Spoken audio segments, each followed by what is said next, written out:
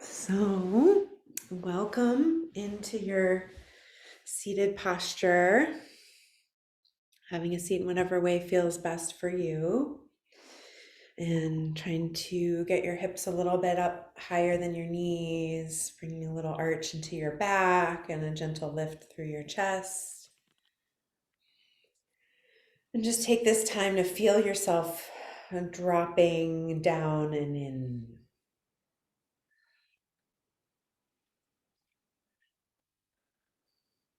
Receiving the invitation to turn your focus inside of yourself,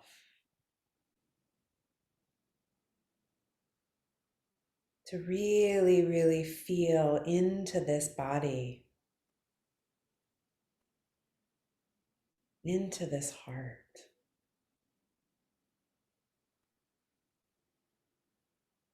It is so easy to be completely referenced to everything going on in the mind at the peril of really losing our anchor in the body and in the heart. So one thing that might be helpful and might feel good for you is to just take one hand to your heart center and one hand to your lower belly.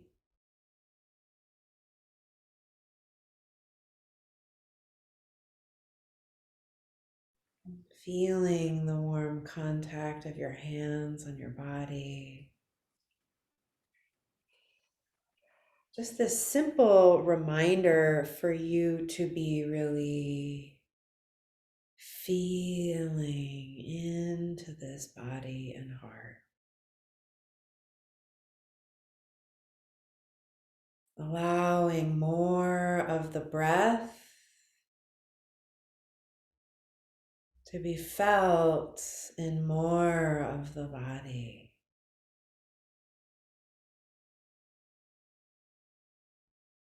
More of the breath and more of the body.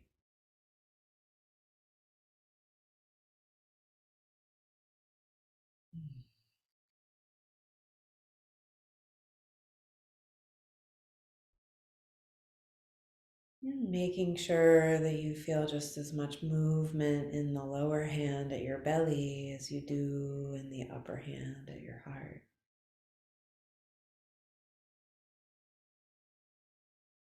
In fact, seeing if you can feel as though the breath begins down by the hand at your belly.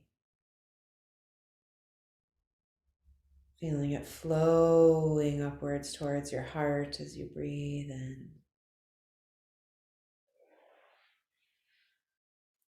And then feeling the breath flowing downwards from the heart to the belly as you breathe out.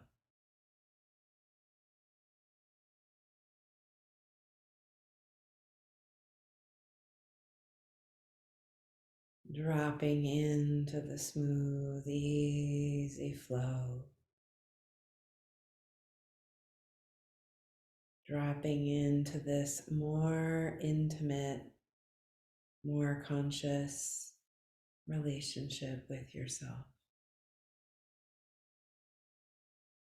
and with this precious body, this temple.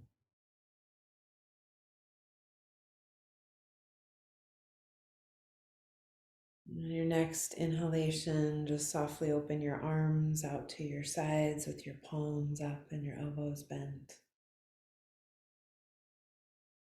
Feeling into the breath deep and wide across the rib cage and across the chest. On the next breath in, sweep the arms up over the head.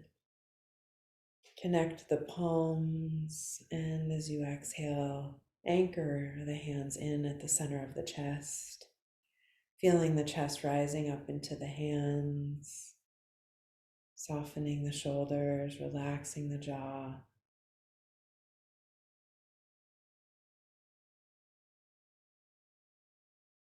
And keeping the focus inside we chant the sound Om together 3 times, starting with a deep breath in.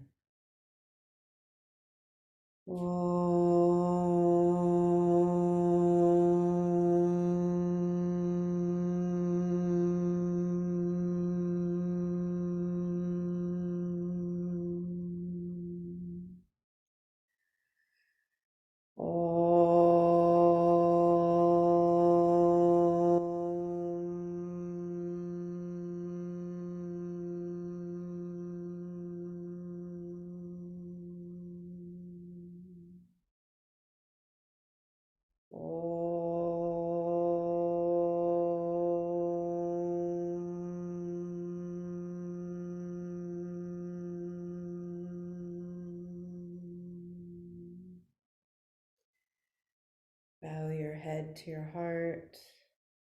Release your hands to your legs with your palms up. And pause here for a moment to feel into yourself for 2 words that express how you're doing right now. What's arising for you right now, where you're at right now. And slowly raise your head and open your eyes and welcome everybody. It's good to be with you today on Tuesday.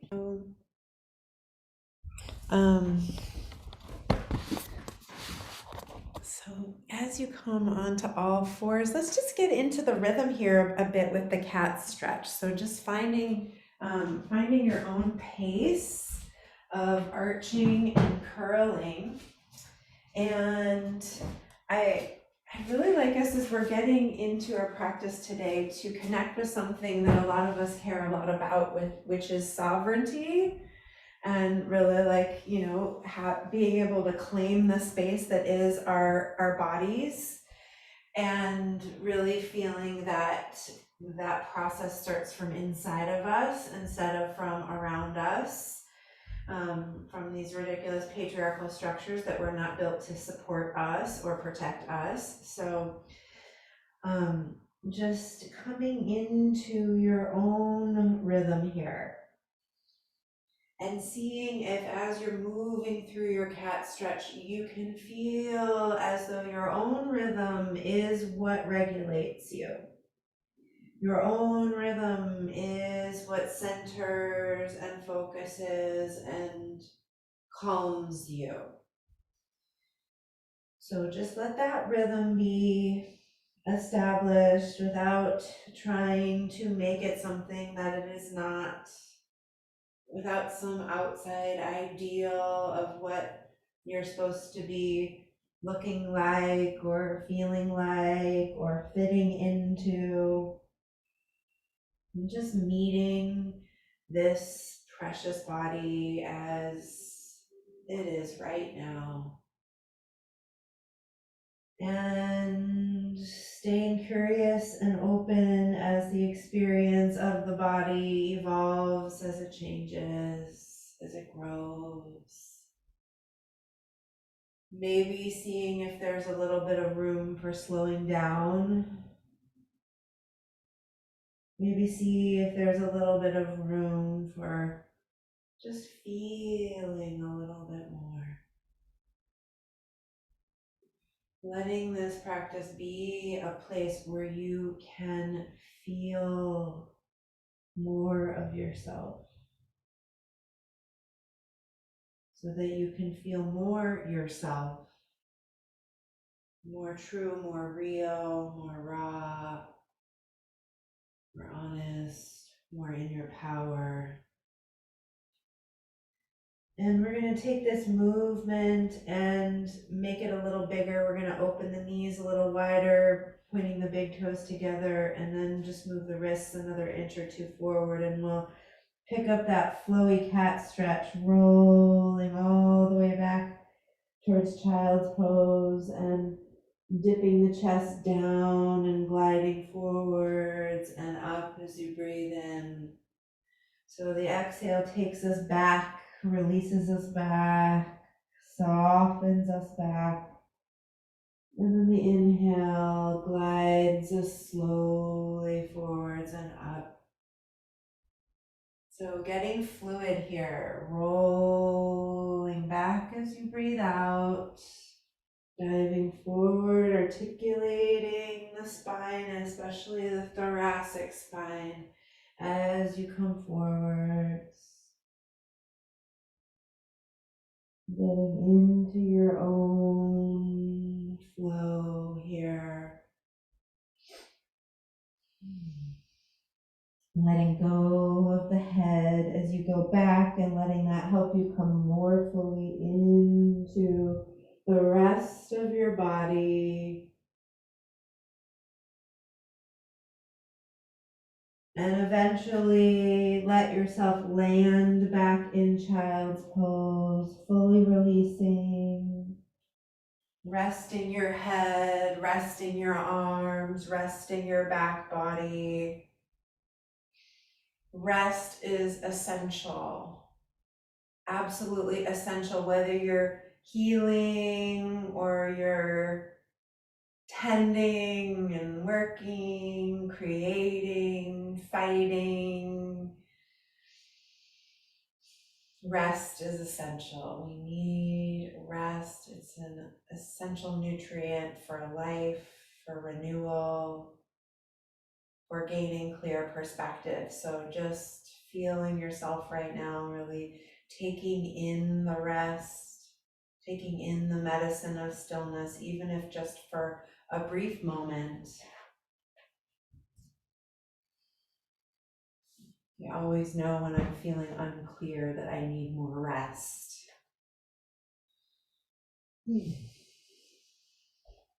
Especially because we're going to get into some of our kind of more fierce energy now. So we're going to take that rest and bring ourselves back up to kneeling, and we're going to do a little bit of movement. And I feel like today is a very good day for the breath of the lioness, that kind of fierce, angry, pissed off, protective, feminine energy.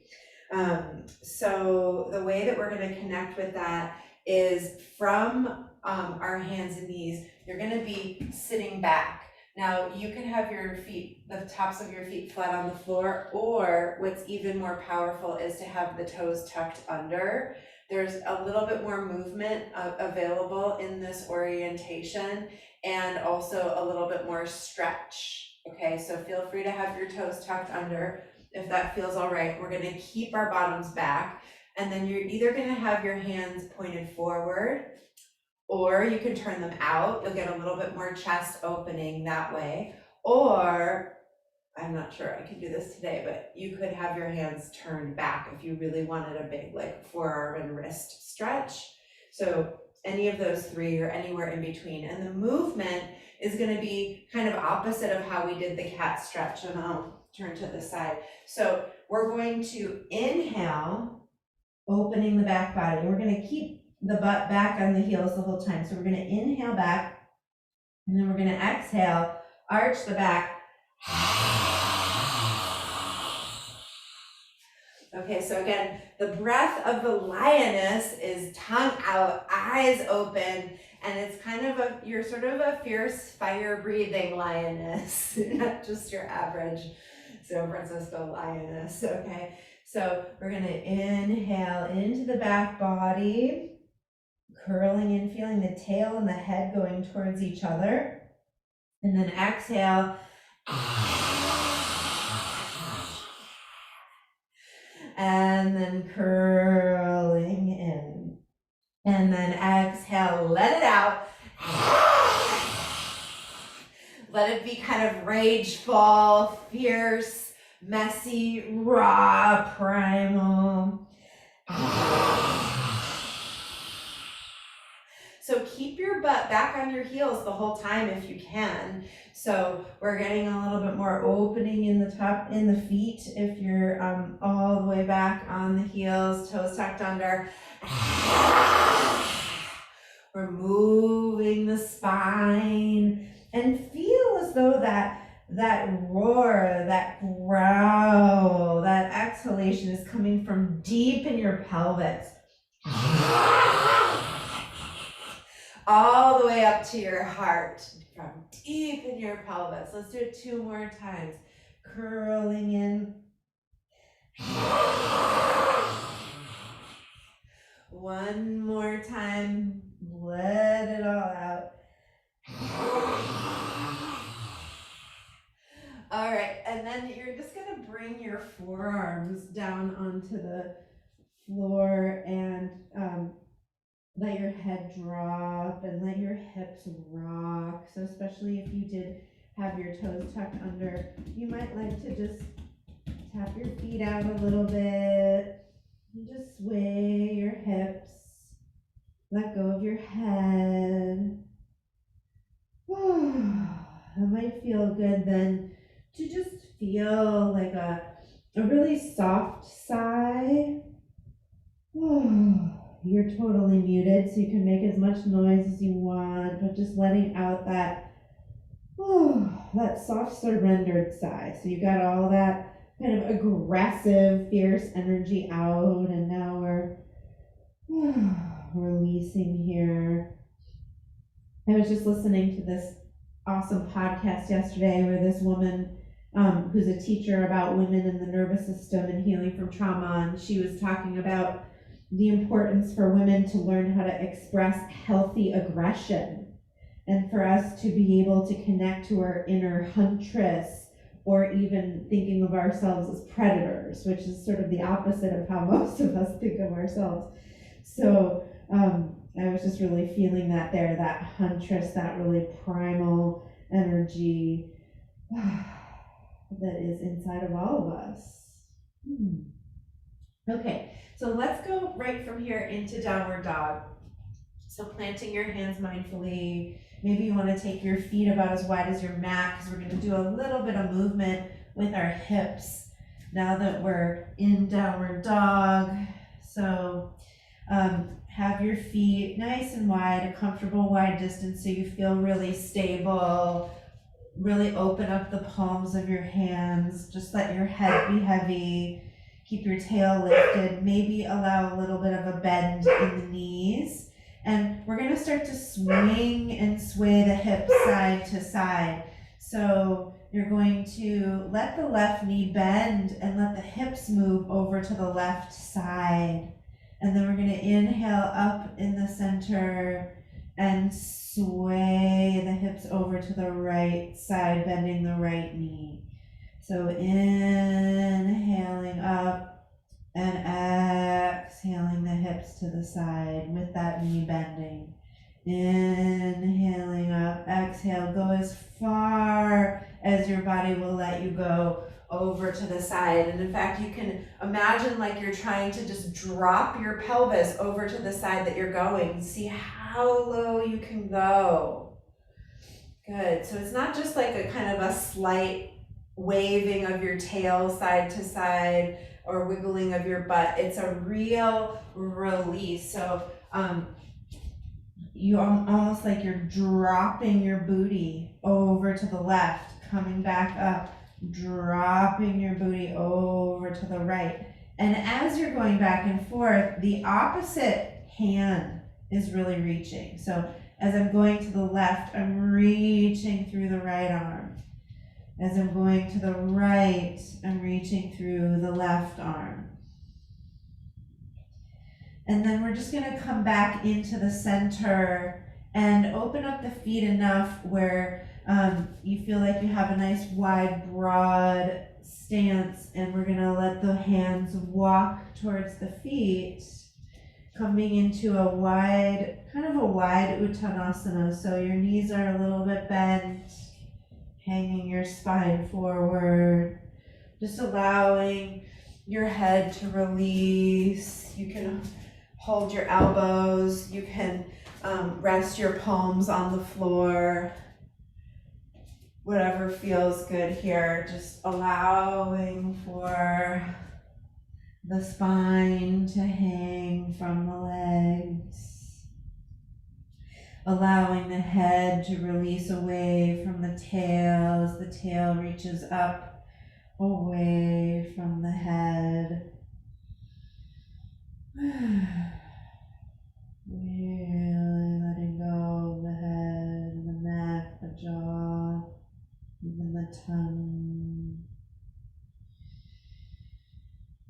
And then keeping the knees bent, pulling the belly in, rounding the back, rolling up and sweeping the arms slowly, slowly up over your head, joining your palms, slowly anchoring them down at the center of the chest. And just standing for a moment with your hands at your chest. You can maybe walk your feet in a little bit so you feel a little more steady. But just feeling yourself here in standing upright, centered, focused, already kind of transported or altered, or just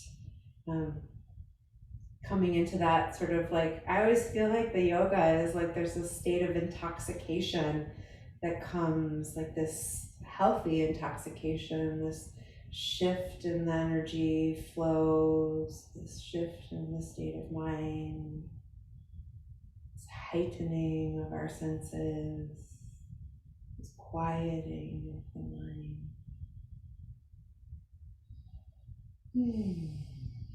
All right, and then just go ahead and open your eyes, and if you don't already have your blocks close by, just go ahead and get your 2 blocks, and going to move a little bit through some kind of high lunging warrior 1 kind of movements here, getting into our hips and our legs a bit. So just take your feet nice and wide, and the blocks are pretty much here if you decide that you want them or need them. You don't actually have to use them here, but I think for most of us, having the blocks as we kind of come down and around just sometimes is helpful. So they're there and you can see what works for you or not. And I know you're all very experienced. So we're just gonna start with the hands on the hips with the legs wide, and just take a moment to lift and spread the toes, to lift your arches, and really feel like you can collect energy from the earth beneath you through the soles of your feet. So your feet are full of intelligence, full of sensing, full of not really like a gripping with your feet, but really like an awakening through the feet that is enlivening the rest of the body. Okay, and so just keeping that enlivening really present as we go through our movements. So we're going to turn the left leg in and turn the right leg out. And I always like to just wiggle the right foot a little over to the right, maybe even wiggle the left foot a little over to the left. So there is a sense of the left foot being behind the left hip and the right foot being in front of the right hip as we pull that left hip forward.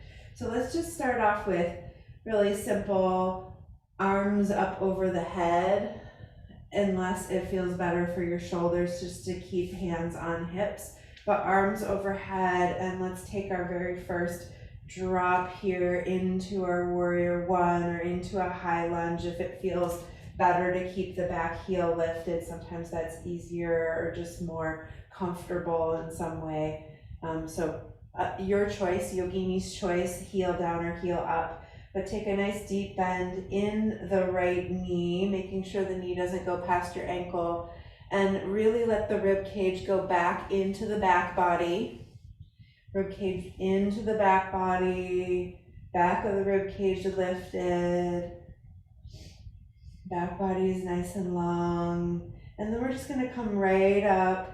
And if it feels good to hold your arms up, you can. Otherwise, you can bring them down. And we're just gonna rotate right on over to the second side.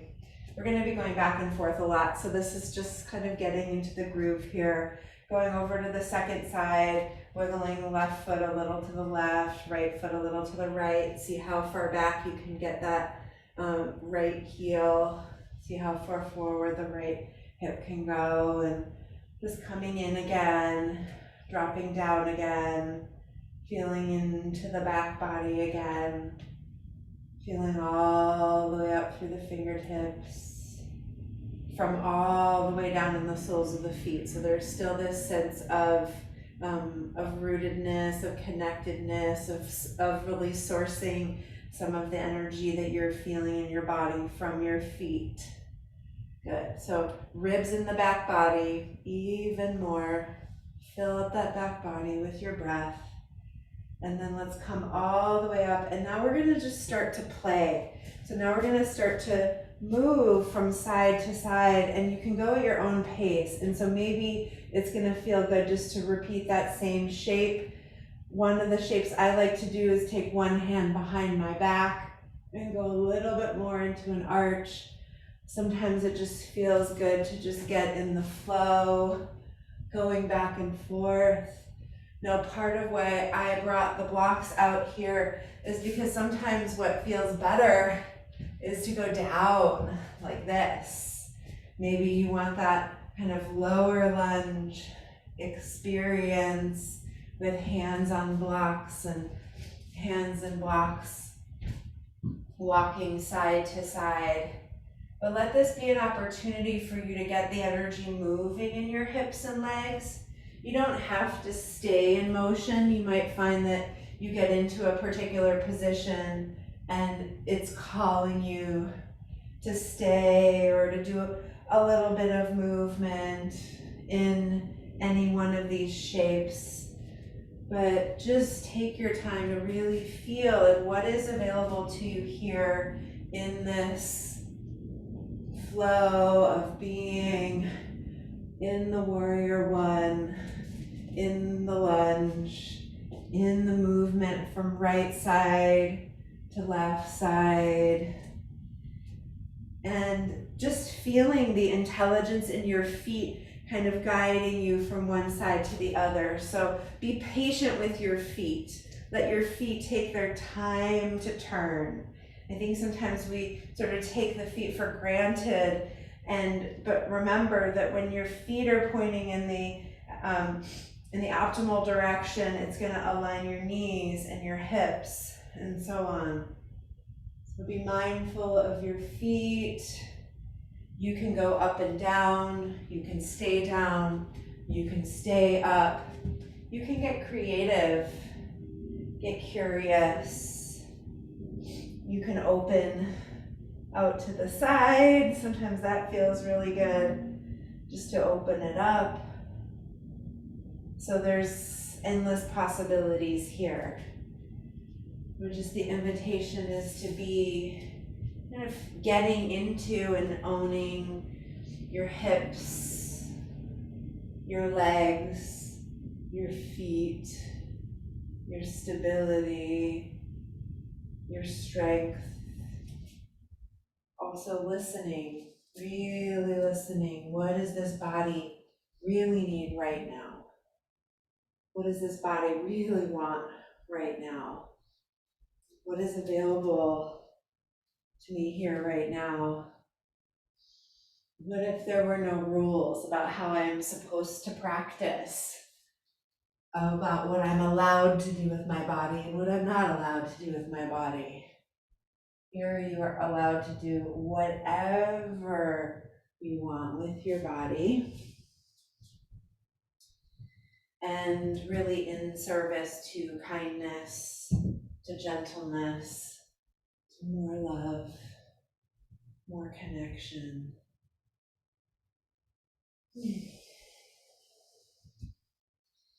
And when you feel complete, let's meet in the middle with our hands on blocks. Looks like a good direction to go though with the squatting. I think we will get there. But just starting with hands on blocks and a bit of a tabletop shape as we kind of move in the direction of Prasarita Padottanasana, so a wide leg forward bend, but just beginning with this, again, awakeness in the feet, aliveness in your feet, lift in your arches, connection to all four corners of both of the feet, and really feeling that the back of the legs is kind of pulling you back as you release forward. And that release forward is any amount. Maybe it'll feel good to just go all the way. Some of you easily get your head all the way to the floor. Sophie, it looks like your feet are maybe a little too wide. I would bring your feet in a little closer. I want you to feel more stable. Yeah, that looks good. So just feeling into the alignment that gives your body a feeling of both being open and being really stable. Jen, it looks like you could bring your weight a little bit back. No, your legs were a good width, I think, but just to feel like your pelvis and your thighs are kind of leaning back a little bit as your upper body is coming forward. And so that's the thing, is that if we start to get all of our attention, all of our energy towards the forward movement, we kind of leave behind our legs. So feel here like you can stay connected to that feeling of being kind of grounded and anchored and supported by your legs as you then release your spine, as you then allow the spine to come into a restful release.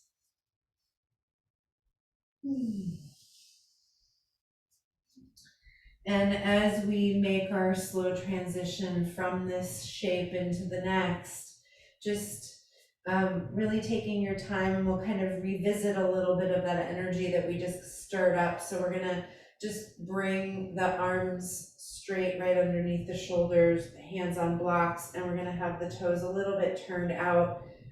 And we're just gonna go into a little side to side, and you can even kind of drop as though you're in kind of like a high squat, and let your weight shift a little bit back and forth. So you're feeling into the upper hamstrings, the groins, the pelvic floor. Nice, slow flow, side to side, tail back, crown forward. So your gaze does not need to go forward. You can have that forward motion happening through the chest and through the crown, balancing out the backward motion of the tail, letting the weight shift side to side. Nice and slow. Walking the feet gently, slowly in, dropping the head, rolling up to standing, and just aligning your feet in a way where you can stand in Tadasana with your feet anchored beneath your hips, your arms out to your sides, your eyes closed for a moment.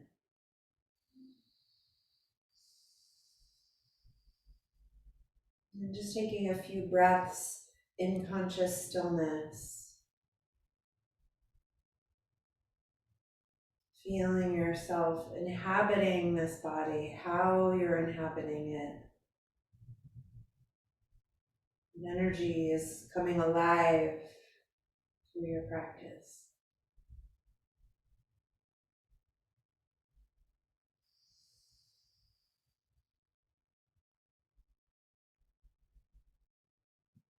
And then opening your eyes and feeling called to take us into a kind of even more of a sort of like reverential place. And some of you have done this kind of work with me before, but just the next sequence is kind of more in this sort of devotional branch of practice that I am deeply immersed in, devotion to the elevation, or the sort of the returning of the honoring of the feminine instead of the desecration of the feminine, which is, obviously what we see so much of in our world. So take it or leave it, but it's feeling really appropriate to me today. So this is called the heart womb river sequence. And even if your womb is no longer in your body, you still have the energy of your womb there. And that is ever present. And sometimes quite beneficial or emotional to connect with. Um, so this is just as much about the shape of your hands and what your hands are doing as it is about the shape and the movement of the rest of your body. So we're really bringing our intention and our focus into the hands as we do with the rest of our asanas. So we're going to start with the lotus mudra, which is thumbs touching and pinkies touching, and the 3 sets of middle fingers open out. Now, for some people, it's really hard to do that, and so it feels better to just have it be like almost like there's a little cave inside of your hand. So that's one way to do it, or you can really open up. And this is actually just sort of a good practice for your hands. It's a good yoga for your hands in addition to it being a mudra. And so that's going to start off right at your heart, which is actually below your breasts. So right at the heart, and we're going to have, kind of slightly wider than hip width stance, and this can adjust as we go through the movement. And I'll just show you the full sequence one time around, and then we'll do it together. So what we're doing is we're taking the energy from the heart center, and then we're going to send it down with the Yoni Mudra. So this is a downward pointing triangle. It's a symbol of the source of all life, the source of all creation, the source of creative energy. So that position of the hands is like this, thumbs touching, index fingers touching, and it's literally going over your body. You're literally feeling the contact of your hands on your body as part of the asana. This is part of the practice, is to feel your hands going over the curves, over the flesh, over the history, the landscape that holds so much of your life experience. Your hands are going over your body, over the front of your pelvis, so over the pubic bones, and then you're going down as far as you'd like to go. So some people, they just go down this far and back up. Okay, some people like to go, as I saw Dario doing earlier, like all the way down into a nice deep squat, and that might feel really good to just feel like you're bringing your pelvis to the earth. It's a primal releasing pose, and then you can actually just plant your hands on the ground. And so that's kind of a way of like honoring the fact that we are really deeply embedded in the earth, and the earth is inside of us, and we are supported and we are interconnected. And then we inhale and we reach the hands up and we open and we come into this gesture of receiving. So we are receiving whatever it is that we are calling in, and then we're taking it into the heart. And that's where we start over again, and we do that whole sequence again. So it's 2 cycles of breath for each cycle of movement, and I'll talk you through it, and you'll get into your own rhythm as we do with all of our other practices. So your feet can be close together, they can be wide apart, you can go all the way down, you can stay up high, you can even do this sequence seated. So as we start here at your heart with the Lotus Mudra, I just invite you to take a moment to just close your eyes and to feel your body here in this shape, in this life, in this time, in this crazy world. And just feel what's available right now in your heart. What kind of energy is present in your heart? What kind of energy that is in your heart that you might want to send into more of your body? And then from your heart, we're going to move into the Yoni Mudra. So it's that downward pointing triangle right from beneath the heart. It's like we're sweeping that energy down. The heart energy goes down, down, down, and we're acknowledging our bodies. We're sending love to the whole body. And maybe you're anchoring your hands down, maybe you're just gesturing them down, and then you're inhaling and taking the hands up, reaching up, lifting up, maybe even lifting your gaze if that feels good, and opening in a gesture of receiving. And then we're going to take whatever we receive and alchemize it once again to the heart. Take a breath in, exhale down. And sometimes this is a nice place to feel yourself releasing what no longer serves.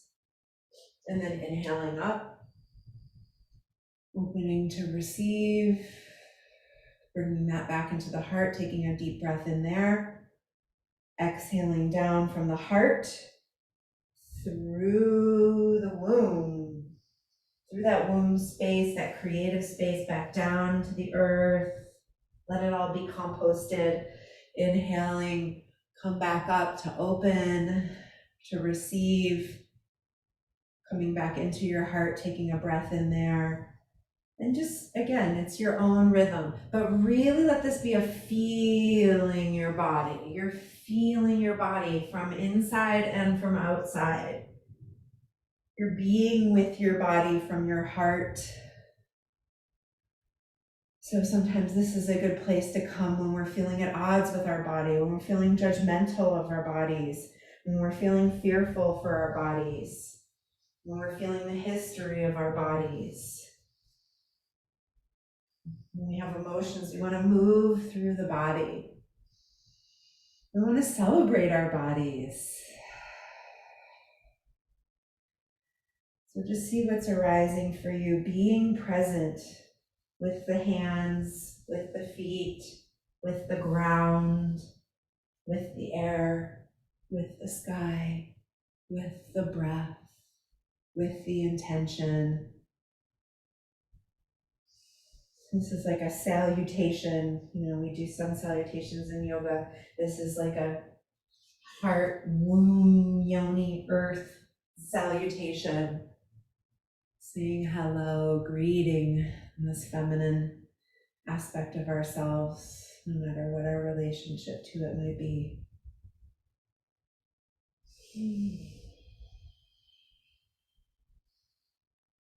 Finding ways to adapt and adjust the movement so that it's feeling as nourishing as it could be for you.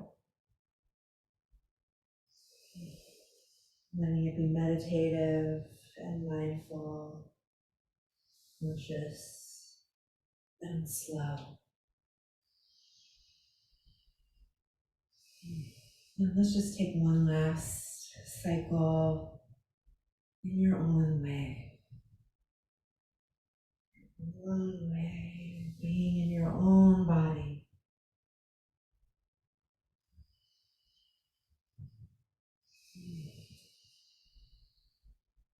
And let's, as we complete this movement, let's again, just as we began in our practice today, one hand on your heart and one hand on your lower belly. Let there be just a little bit of a bend in the knees. Make sure your butt feels soft. Let your jaw be soft, sometimes even just a little bit of a smile can change the energy of your jaw and your whole face and your nervous system. Feel what got stirred up, what got woken up, what got released, what got activated.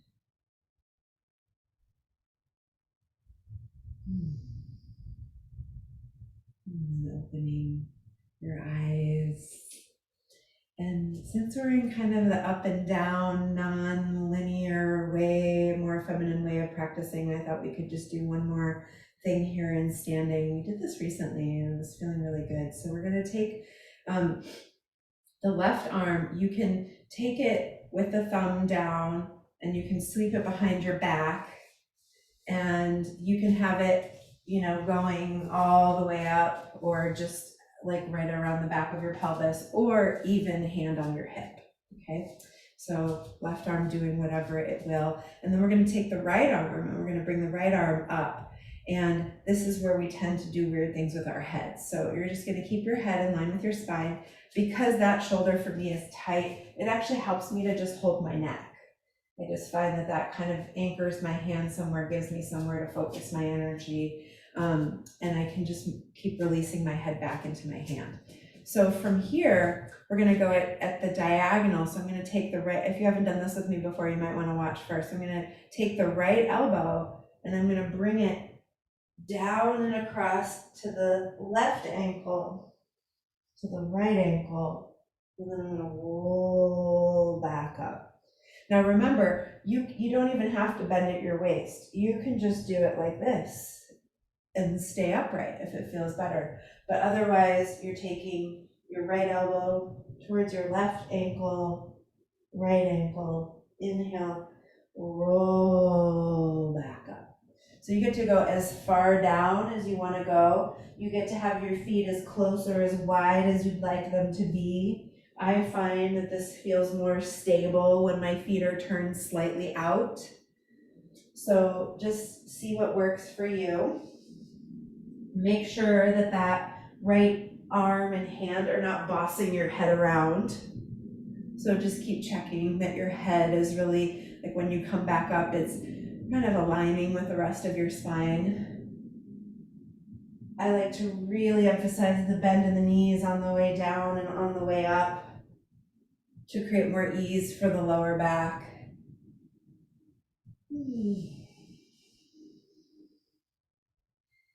And then next time you get up, as we come up, let's just reach the arms up and release them down.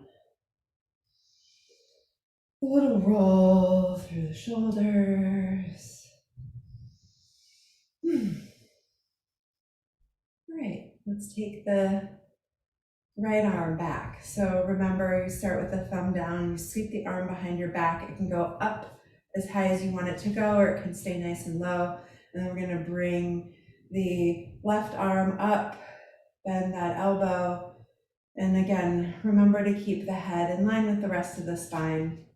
So now we're going diagonally across to the right ankle. So bending the knees, feel the belly pull in, reach across, coming to the other ankle, rolling back up. Take your time on your way down, across, and on your way back up. Nice and slow. I can continually feel my unsteadiness. And that's so beautiful, because what we're feeling when we're feeling unsteady is we're feeling ourselves getting more steady. We're feeling ourselves becoming more stable in the process of feeling unstable. So you first have to feel your limits of stability in order to expand them, right? And this is true in a lot of places. I'm noticing this pretty much everywhere in my life. Like, where am I unstable? I have to go towards that in order to become stable. I have to face that in order to become stable.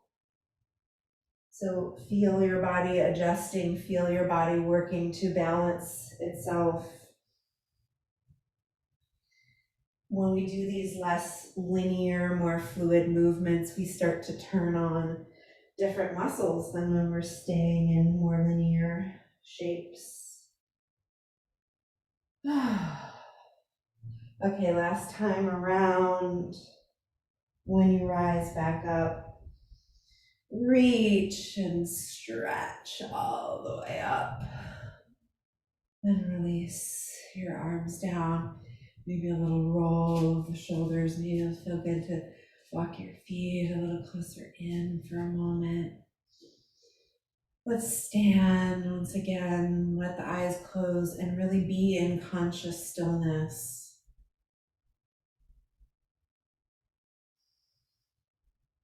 In conscious stillness, we have the capacity to feel and observe more clearly. There's no distraction. We just are as we are.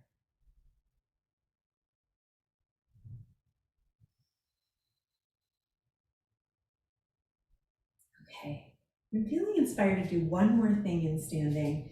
And we're gonna do some figure eights with our hips, and we're gonna do it in two different ways. And again, as we're sort of honoring today, it feels like the sort of organic theme that is coming forth is just sort of like honoring the feminine in our practice. And so I like to have kind of a wide stance for this, almost like a horse stance. And I like to start with hands on the hips. And we're gonna do figure eights. So if you were to imagine that you had a pencil in your yoni, you could hold a pencil in your yoni and you could draw on the ground a big figure eight as you're moving your hips. And so it's kind of like this sort of swishing and swaying side to side. And I really like this for those of us that have a lot of outer hip tension. And sometimes what I find is helpful is just when I have my hands on my hips, I feel like I'm pressing out to the right hip and I'm pressing out to the left hip. And sometimes it does feel helpful to look down, but I don't want to do that too often. And then I'm going to try to reverse my figure eight and take it in the other direction. And it's sometimes fun to even just reverse it a couple of times, just to keep your brain working, paying attention with those figure eights. And then what I find is kind of interesting and a little bit more challenging is to take the figure eights into a forward bend. So you can do this if you have a wall or like a piece of furniture that you could bend forward and hold onto. If you don't have a wall, you could take a chair, or like I have, for instance, just this big pile of props. You could come into kind of a right angle stretch. And we're gonna do the same thing. So you can either have your hands under you, almost like you're on hands and knees, or you can be leaning forward and try out those figure eights here. So good for opening up your back, backs of your legs, your outer hips. I also really like the feeling in the knees. See if you can reverse your figure eight. See if your feet need to be responsive. To see if as you're doing the figure eight, can you stay in that kind of halfway into a forward bend. So this is really getting the juice into your hips. So good if you're sitting a lot, driving a lot, standing a lot, walking a lot, just using your hips a lot.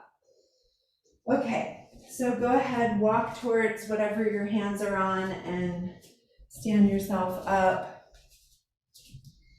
And I'd like to play with today one of my favorite poses. That we haven't done this in a long time, but because it is kind of prop intensive, but I'm gonna invite you to get creative with what you have, and it's okay if you just do kind of like a pared down version of what I'm showing you.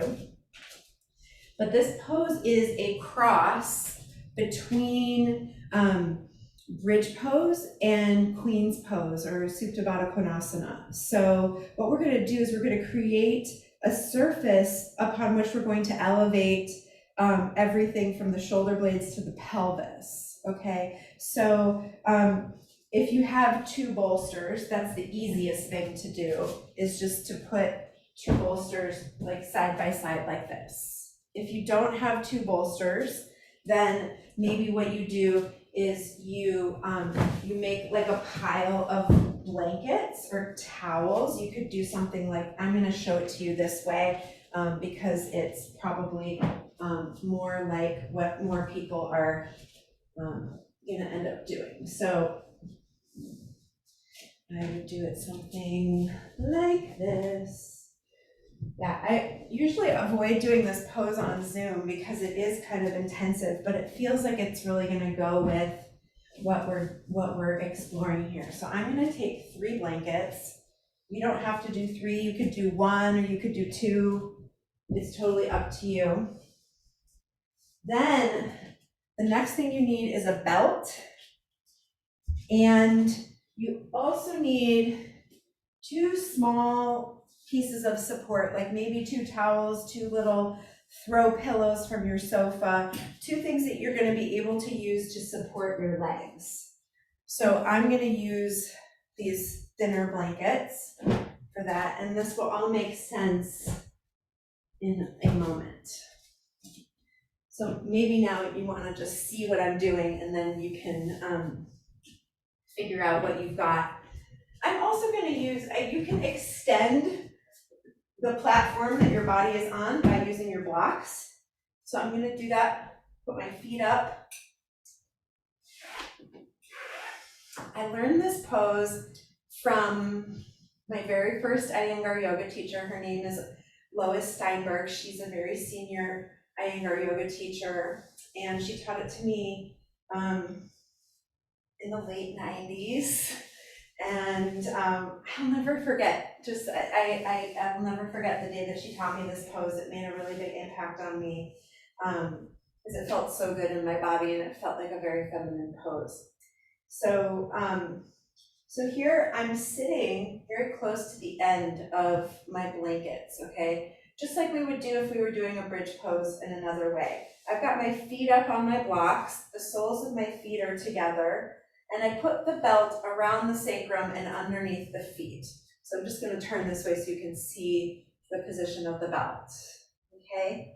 So it's around the sacrum, and always, whenever we're belting the legs in this way, I have the tail, the loose end of the belt positioned with the buckle in a way where I can pull it towards me to adjust it. If I have to pull it away from me to adjust it, it's very annoying, especially when I get into the pose. It's very difficult to do. So see where your buckle is, make sure you can pull towards you with the tail of your belt.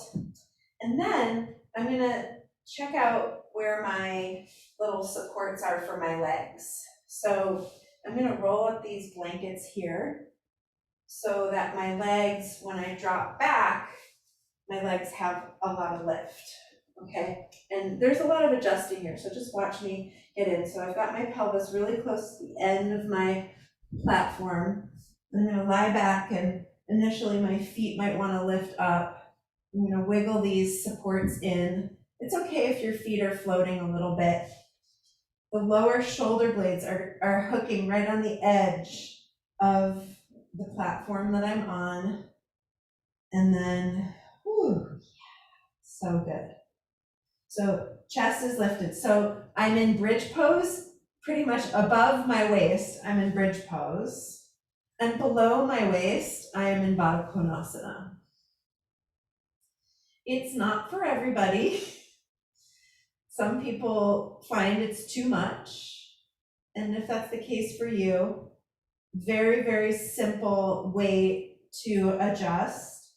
All you would do if you found that you were very uncomfortable here is you would just lift your feet up, slip your feet out of the belt, and stretch your legs out. And then you would just be in bridge pose with your legs stretched out, or even with the soles of your feet on the floor like this. So this is totally an option if it doesn't work for you with your legs bound together. I really think it's worth the effort to try to get here if you can. And this is one of those poses where I so wish we got to be together and not on Zoom, because I would love to come around and help prop you up and adjust you, but alas, here we are. So if you catch this pose in its ideal configuration, what you will feel is that the edge of your platform that you're laying your body on top of is catching the lower tips of your shoulder blades, which is opening and lifting your chest. There should be no weight whatsoever on your neck. Absolutely no weight in your neck. Just ease in your neck. And definitely make sure that you're not turning your head to the side, because that can create strain. Arms are open to the sides in a comfortable, relaxed way.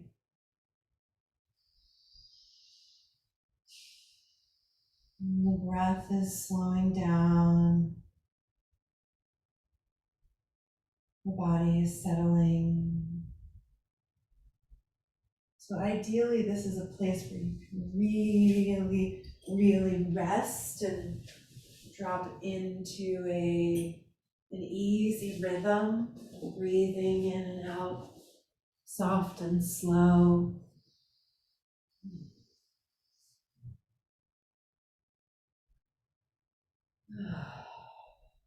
And just feeling here how there is this beautiful openness in your thighs, your hips, your groins, your pelvis. So open and available to your breath. And then from that place, from the center, so this is right here, but really what we've done is we've elevated and opened the source. Yoni, the womb space, all open, all spacious, elevated as a way of honoring our bodies, as a way of kind of shifting the hierarchy that has been conditioned into so many of us to put the head before the pelvis. But here the pelvis is up and the heart is directly beneath the pelvis. The heart, the energy is flowing from the pelvis and the belly down into the heart. The heart is also elevated and opened. And the hierarchy here is that the heart is above the head. In a way, what we're doing is putting our bodies in this shape that tells the nervous system, that tells the mind that the pelvis and the heart right now are more important. That what we feel there, that what we've experienced there, what we sense there is more important than the thoughts that are running through our heads. So in a way, it's as though the mind, which is of course not just in your head, but there is this sense that the mind is receiving the flow of energy from the pelvis, from the yoni and womb, filtered through the heart. Just taking that in for a moment, letting it land inside of you in whatever way it does.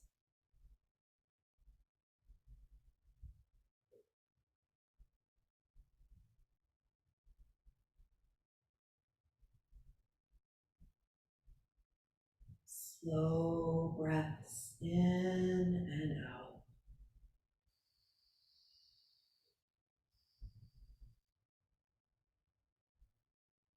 Even if this is all kind of intense for you or a little much or not what you expected or, it's just contrary to what you believe, just feel what's here. Just feel what's arising in your body.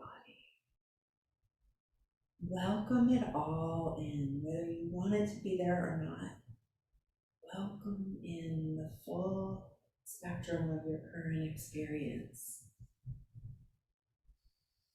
Honoring it as it is.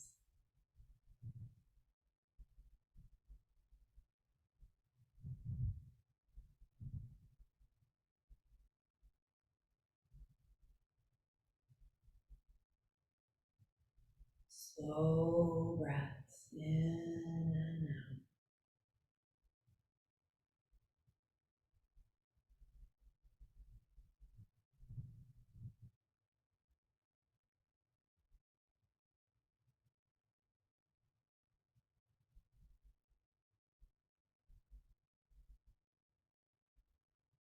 Seeing how deeply you can feel yourself in this state of receptivity.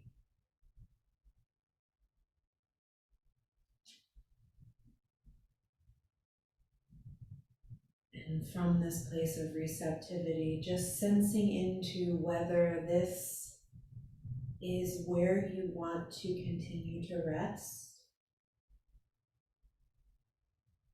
or whether you are feeling ready, you're feeling called to make a shift into Shavasana, which I will explain if that's going to happen for you. I will explain to you how that might happen. Many of you may really prefer to just keep diving deeper here. So feel free to just remain still and soft and restful. And I'm going to talk, those of you that are ready to come out, I'm going to talk you into how to come out. So if you're ready to come out, first thing that I'm going to invite you to do is just wiggle a little bit away from your feet with your shoulders so that you can feel more of your shoulders touching the floor. So you have a more stable foundation. And then you can either just push one foot into the belt to sneak the other one out, or you can lift up both feet and sneak them out. And then you can just stretch out your legs all the way. And maybe for you, that will actually feel like a perfect Shavasana, just staying where you are a little bit elevated. So that's one option. The other option is, once you get your feet out, to just lift up your hips and slide that support out from underneath you and take just a very back to basics Shavasana, where maybe one of those blankets just comes underneath your head and you just take your Shavasana with a blanket under your head and just take what's available and shift yourself into being flat on your back. We don't have as much time for Shavasana today as we usually do, so just keep it really simple without rushing. And make sure that you land yourself in a place where you can rest for a few minutes with ease and comfort. However you choose to set yourself up, just finding that place of ease and comfort.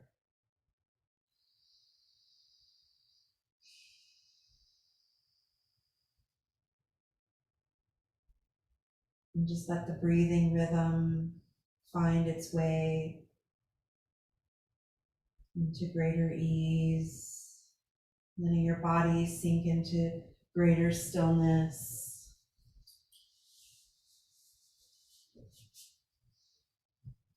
Appreciating this opportunity to restore your deep vitality, restore your clarity.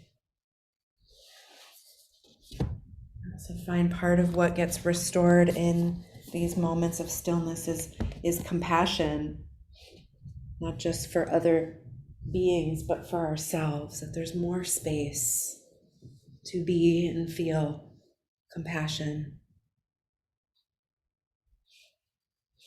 which is the place from which we heal.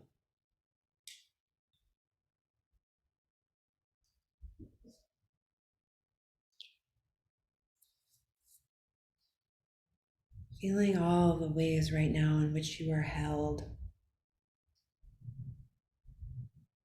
soaking up that holding, soaking up the sweetness, the juiciness of your practice.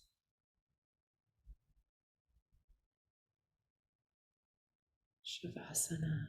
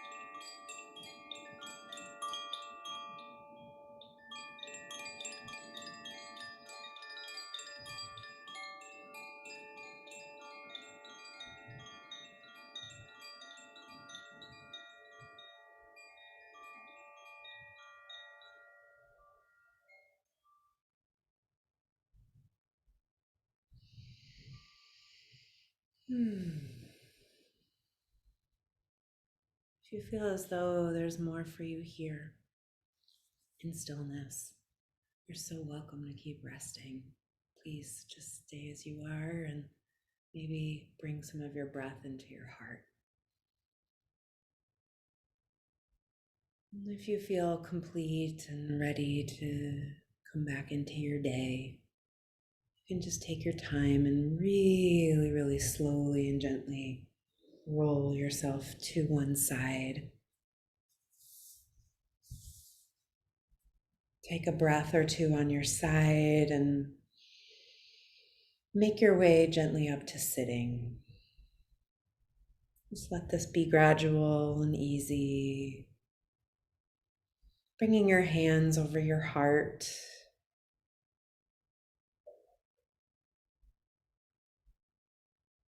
And today I really like us to give space to feel the fierceness in our hearts. Not just that ooey gooey love and tenderness and compassion that we all know we have, but to also feel that fierce lioness, the protectress, the huntress, even that kind of destructive energy that can flow from our hearts. And just really honoring that capacity inside of yourself to be fierce. Honoring that as part of who you are and as part of your gift to the world.